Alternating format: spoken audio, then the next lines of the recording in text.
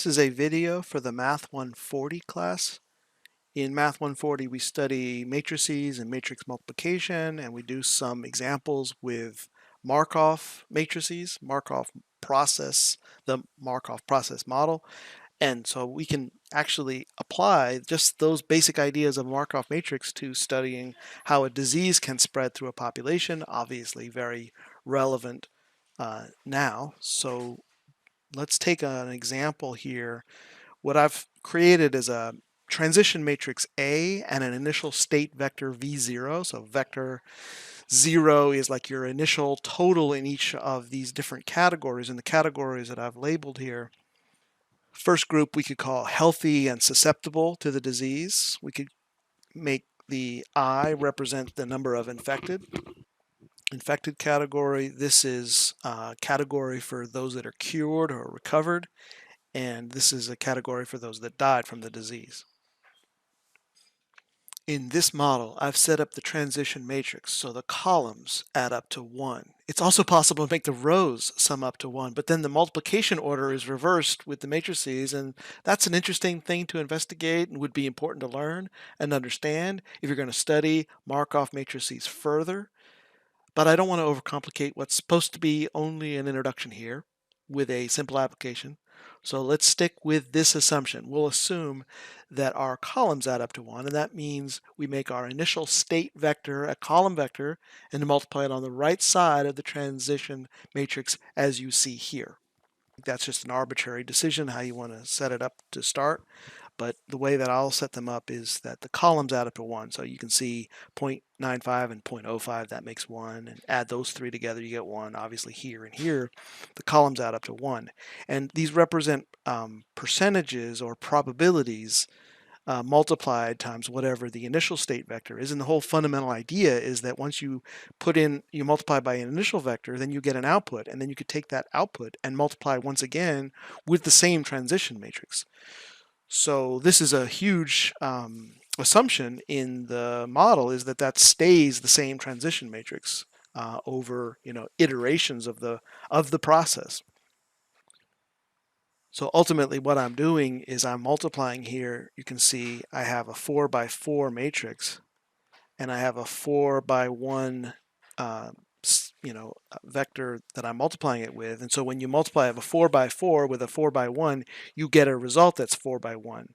So I started that process a little bit with one multiplication. And these are just some made up numbers to demonstrate. Suppose that we had 100,000 people. So again, so what I'm doing in setting up this particular transition matrix is I'm making the assumption that over repeated iterations of this transition, you have 95% of the healthy, susceptible people stay healthy and susceptible, but 5% transition into being infected. So 5% of the current susceptible become infected. In fact, let's read the matrix like this. If you're healthy, there's a 95% chance that you stay healthy and a 5% chance that you become infected. If you're infected, there's actually 0% chance that you go directly to healthy. Instead, there's a 49.9% chance that you stay infected. There's a 50% chance that you become cured, and there's a 0.001 probability or 0.1% chance that you would die if you're infected. And then reading off this column for people that are cured, if you're cured, there is a 0% chance that you move into the healthy group. You just stay cured, right? So if you're cured or recovered, there's 0% chance that you become infected. If you're cured, there's a 100% chance that you just stay cured, and then 0% chance of dying. And if you've died, there's a 100% chance that you stay in that category of dying. It's an assumption in the model. I'll just interject here that there were a bunch of assumptions that I just went through in all those statements, and any mathematical model will require assumptions, and this is a very, very overly simplified model of how a disease might spread through a population. I think this is an interesting example for a math class that is studying the algebra of matrices and Markov matrices, and so I think it's worth our time to look at but I don't want to imply this is a very good model for the spread of COVID-19. This is not ready for real data. I'm specifically not using real life numbers because there are just way too many simplifications in this model to really try to use this to fit real life data. This example just illustrates Markov matrices and the power of mathematical models. I mean, even this very simple model does exhibit results that we are all now very familiar with from real life. So let's say we start with an initial state vector of 100,000 people in the healthy susceptible group.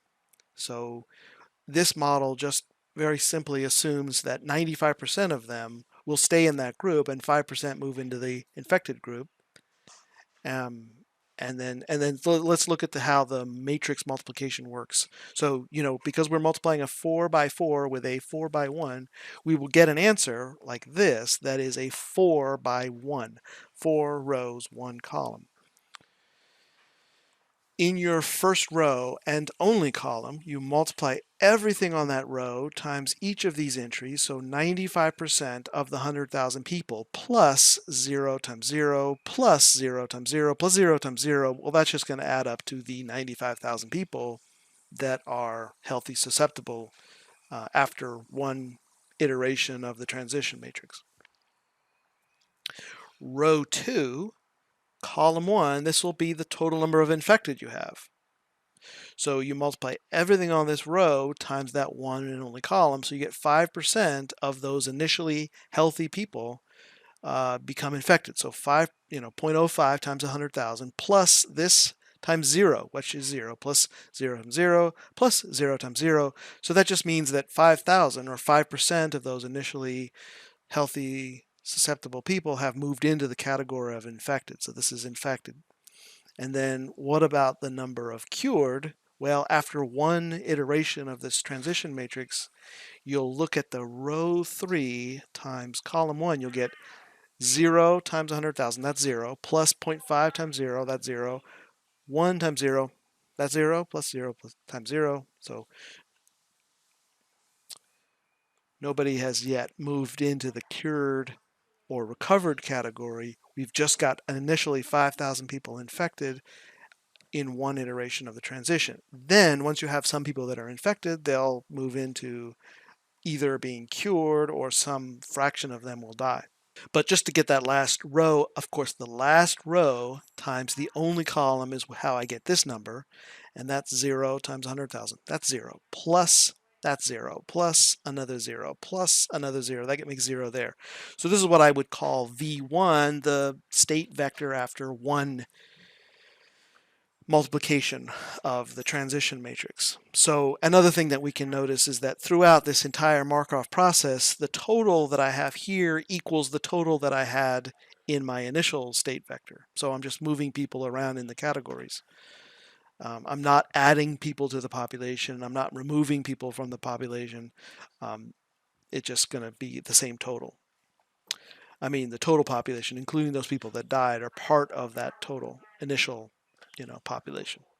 So my total population stays the same. Well, the key idea now will be this, right? So what happens is I can multiply the transition matrix times my initial state vector, and I get the vector after one iteration. But then what would it be after the next day or the next week, whatever the time units are, really are arbitrary as far as the Markov matrix. You can set, whatever seems appropriate for the time scale.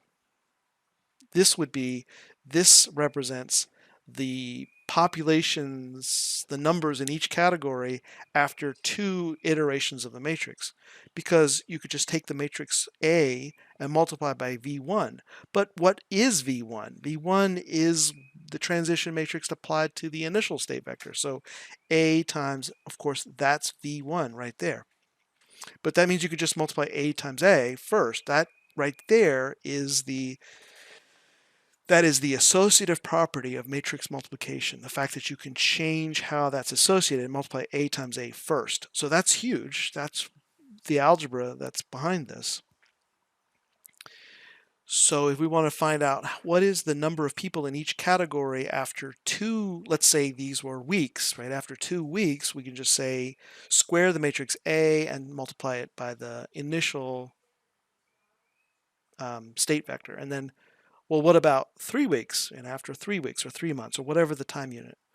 V3, you could just apply the matrix again to V2, but applying it again to V2, V2 was already determined to be A squared times V0, but then once again, the associative property says I can multiply A times A squared first, which means I have A cubed. So then you could just say, well, however many iterations you want to perform, you can just raise the matrix, the transition matrix to that power and multiply by the initial state vector. So that means we can reach this conclusion that the population vector representing the number of people in each of the categories after n iterations of the transition matrix is just that transition matrix raised to n, the number of iterations, multiplied by the initial vector. So this is perfect for a calculator. We don't want to do these kinds of multiplications. Once we've established this algebraic relationship, then we can just do the computations on Excel or on the calculator. So let's do both. So first on the calculator, we'll enter in this transition matrix. So go to second matrix and then edit matrix A. I have a 4x4 matrix, and I'll just put in the numbers that I took at the outset.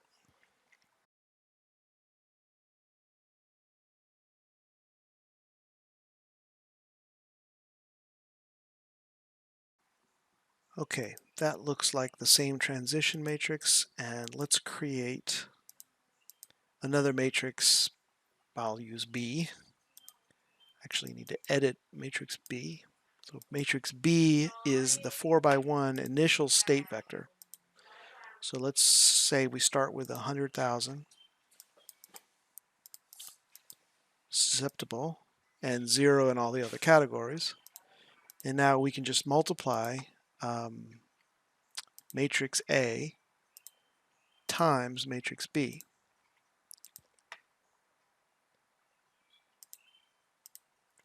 And that's our total in each category after one iteration. That could represent 1 day, or that could represent 1 month or 1 week, whatever unit that we decide to assign to each iteration. So each iteration will be an equal amount of time. And now we can just raise that power, like let's say after 4 weeks, what would be the population, what would be the number of people in each of those categories? Let's do A to the power 4. So that's actually pretty easy here. You can do matrix A, and then just like we would otherwise, raise to a power 4, and then multiply by matrix B, the initial vector. So, of course, now I see these fractions, and this is a model that we were taking 95% of a number that, kept going down, and 5% of that number that kept going down. And so we're getting fractions of fractions of fractions, and obviously we're starting to get these decimals. So we could just naturally just round those off in this particular context and say these are approximations. I mean, the whole thing's approximation. So after a month, we've gone down to 81,000 people that are susceptible. We've got 8,000 that have become infected. We've got 10,000 that have moved through the disease and now become cured. And we've got 20 people that died with these assumptions. So at this point, what's interesting with the model is to change the parameters and let this process run over a longer period of time. And that's just a lot easier to do in Excel because it's easy to change the numbers and easy to see the transition sequence of state values over time. Okay, so this is exactly the same parameters now programmed into Excel I've got categories for healthy, infected, cured, and dead. And I've got this parameter now that I can change in Excel. So I have what I call like an infection rate at 5%, 0.05, and I've got a cure recover rate at 50%. I was thinking of modeling this where each increment of the transition matrix represented a week. So I'm thinking in this model, I'm saying each week, 5% of my total population is getting infected, and each week, half of that infected population is recovering. So it's sort of like a kind of average time. It takes 2 weeks on average to recover. So that's where I came up with that particular number, and then just sort of somewhat arbitrarily decided just to put this death rate at 0.1%. So of those that are infected, 0.1% actually die in each of these weeks. And so the calculation that I just did there on the calculator, multiplying the matrix 4 times with the initial state vector, I have the same initial state vector. I have 100,000 people initially healthy and susceptible, no infected, no cured, and nobody dead. And 1 week later, we have 95,000 people healthy and susceptible, but we've got after 1 week, we've got 5,000 that have become infected. That is 5% of my healthy, susceptible population. We haven't got anybody cured yet, and nobody has died yet after one iteration. But then 2 weeks later, 3 weeks later, we start these numbers changing. And let me go back and just notice that after 4 weeks, here's my week 4, 81,450 approximately susceptible and healthy. We've got about 8,342, that's the same number there, that have become now infected. We've got 10,186 cured and about 20 that have died. That is now another thing that I can track here in Excel that's pretty useful is what percentage of the total that are still healthy and infected and cured is the how many, what's the percentage of infected out of the total that are still alive is what that represents. And here I'm just checking with Excel that I add up each of these entries to make sure that it's still adding up to 100,000. I just wanted to make sure I did it right. All right, so maybe just thinking through a little bit here how we get from week 1 to week 2. What I could think about is, let's see if I can talk through what's happening here row to row, 1 week after another, with repeatedly applying this transition matrix. So obviously each week, 95% of those that were healthy are still there in the healthy group. And each week, 5% in the healthy group becomes infected. But then in the subsequent week, half of those infected have moved into the cured group, but you've added another 5% of those that were healthy in week 2, added to basically the 2,500 that were there that were, well, actually just a little bit less than that. Basically, you lose 5 people, 5 of those that were infected move into the category that have died. Half of those that are infected move into the category that were cured. The remaining people that were infected, we are going to add to that 5% of that previous number of healthy. Let's see if I can write that out on the calculator here. How do we go from 5,000 to 7,245? We have the 5,000 people that were infected, let's just say minus the 2,500 that have moved into the cured group, and then minus the 5 that died, but then add to that another 5% of the previous week's total susceptible. So add 0.05 times, and in the previous week we had 95,000 susceptible. So there's my 7,245 infected in week 2. So each week I'm taking half of those that are infected, moving into the cured group. I'm taking 0.1% of those that are infected and moving them into the group that has died. And I'm adding to that 5% that were previously healthy and susceptible. So that's obviously something that would be really tedious to do by hand and perfect for Excel. I mean, just the way that it's programmed into Excel is just multiplying this cell times this plus this times this plus this one times this one plus this one times this one, and writing in that cell right there. The total number of healthy is 95% of those that were healthy and 0% of those that were previously infected, 0% of those that were previously cured, 0% of those that were previously had died. How do I get this cell, the number that are infected? Well, this cell, the number of infected, it's just the same as the matrix multiplication I was looking at before, where I had a row times a column. It's just, instead of writing it as a column, it's just easier here in Excel to look at one week after another as rows. So I'm just multiplying all of those entries times all of those entries and adding them up and putting it into the total number that are infected. Moving to the next cell here, it's just that whole row times this row added into that cell, and similarly there.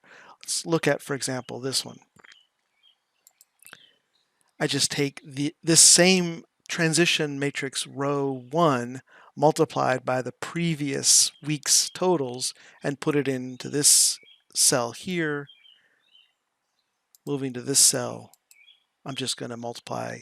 For the infected, I look at this row representing the percentages that are infected times the previous week totals and put that into this cell here, and that continues. And then I just copy them down. And of course, the powerful thing with Excel is that you can generate these graphs. And what I'm graphing here is the percent that are infected out of the total that are still alive. So with this 5% infection rate, 5% of my healthy and susceptible becoming infected each week, I reach just a little over 8% total infected just about 2 months in. I can actually find that point. It happens, well, it actually happened about 4 weeks in right there. That was the highest peak, 8% infected out of the total that were still alive. Well, then naturally, of course, the questions are, how long would this model continue to be, represent, how long would it continue to be accurate? And, certainly these are way over, simplifications. And the only thing that's really meant to do here is just to illustrate the application of a Markov matrix and matrix multiplication. And, I don't think this is very realistic. And certainly I'm no expert in epidemiology or, you know, modeling disease, but I can use the math that we study in the Math 140 class to create a mathematical model and look at an application of matrix multiplication that I think still is interesting, even if it's not very realistic and oversimplified. And obviously, the thing that is interesting at this point, once I've got this thing programmed into Excel, is to change the infection rate and change the cure and recover rate. So clearly, what's so powerful about creating a model like this is that we can then start changing our assumptions and see what the corresponding results are. I could drop the infection rate, suppose that we only had 1% each week becoming infected. So dramatically lowers the total that get infected. Things like mask wearing and social distancing and things like that would reduce the spread of the disease would lower that infection rate. We could imagine a much worse scenario. Suppose that we were still at 5% every week getting infected, but the recovery rate, only 25% recovered each week, and suppose the death rate was higher. Or imagine if I had 1% a week, 1% each week becoming infected, but the recovery rate was much faster, 95% every week recovering. And like, for example, the introduction of a vaccine, and there were very few people dying from the disease. Let's make that 0.01%. Okay, and then last, I'll just sort of demonstrate some of the effects of changing that initial state vector. Suppose that we could begin with 100 people infected and see the results of that. Notice that my total there is now 100,100. Suppose that we had 900 healthy and 100 infected, so we had 1,000 total. Okay, well that's interesting. That quick drop there was because I have this very high cure and recovery rate. Let's put that back to something like, let's say, 0.25. That drops off a little more gradually. Okay, well, last I'll just throw in the comment here that linear algebra is the math class that would provide some tools to look more closely at the nature of matrices and could uncover some long-term trends for arbitrary initial starting vectors. And that's the topic of eigenvalues and eigenvectors in the linear algebra class. That's something I would like to come back and do a video about later, but I won't add that in here now. My goal here was just to demonstrate matrix multiplication, introduce the concept of a matrix, a Markov matrix, and provide an example application of Markov matrices that was more than just a 2x2 transition matrix. So I'll end here. I hope this video has been interesting and helpful, and thank you for watching.